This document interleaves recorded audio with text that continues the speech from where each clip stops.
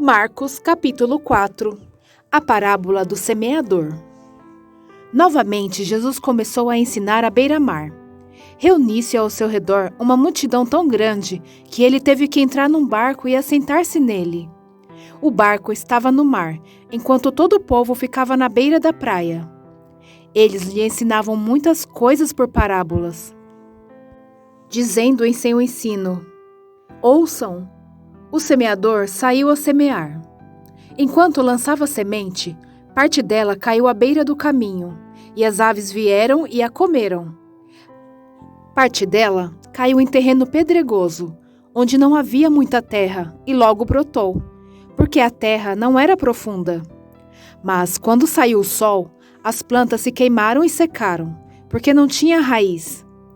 Outra parte caiu entre espinhos, que cresceram e sufocaram as plantas, de forma que ela não deu fruto. Outra ainda caiu em boa terra, germinou, cresceu e deu boa colheita, a 30, 60 e até 100 por um. E acrescentou: aquele que tem ouvidos para ouvir, ouça. Quando ele ficou sozinho, os 12 e os outros que estavam ao seu redor lhe fizeram perguntas acerca das parábolas.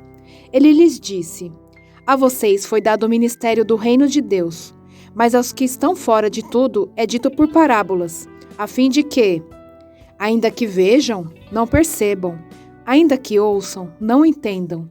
De outro modo, poderiam converter-se e ser perdoados. Então Jesus lhes perguntou: vocês não entendem essa parábola? Como então compreenderão todas as outras? O semeador semeia a palavra. Algumas pessoas são como a semente à beira do caminho, onde a palavra é semeada. Logo que a ouvem, Satanás vem e retira a palavra nela semeada. Outras, como a semente lançada em terreno pedregoso, ouvem a palavra e logo a recebem com alegria. Todavia, visto que não têm raiz em si mesmas, permanecem por pouco tempo. Quando surge alguma tribulação ou perseguição por causa da palavra, logo a abandonam. Outras ainda, como a semente lançada entre espinhos, ouvem a palavra, mas, quando chegam as preocupações dessa vida, o engano das riquezas e os anseios por outras coisas sufocam a palavra, tornando-a infrutífera. Outras pessoas são como a semente lançada em boa terra. Ouvem a palavra, aceitam-na e dão uma colheita de 30, 60 e até 100 por um. A candeia. Ele lhes disse: quem traz uma candeia para ser colocada debaixo de uma vasilha ou de uma cama? Acaso não a coloca no lugar apropriado? Porque não há nada oculto, senão para ser revelado, e nada escondido, senão para ser trazido à luz. Se alguém tem ouvidos para ouvir, ouça! Considerem atentamente o que vocês estão ouvindo, continuou ele. Com a medida com que medirem, vocês serão medidos, e ainda mais lhe acrescentarão. A quem tiver mais, lhe será dado. De quem não tiver, até o que tem lhe será tirado. A parábola da semente.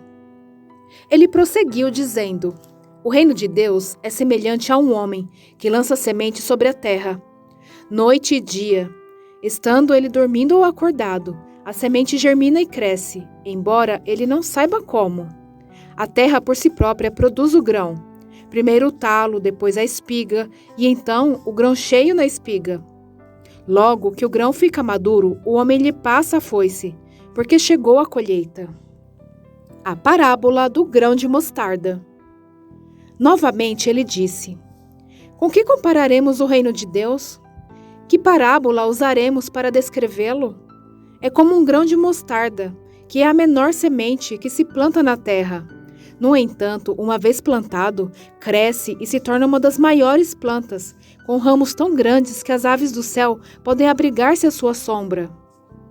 Como muitas parábolas semelhantes, Jesus lhes anunciava a palavra, tanto quanto podiam receber. Não lhes dizia nada sem usar alguma parábola.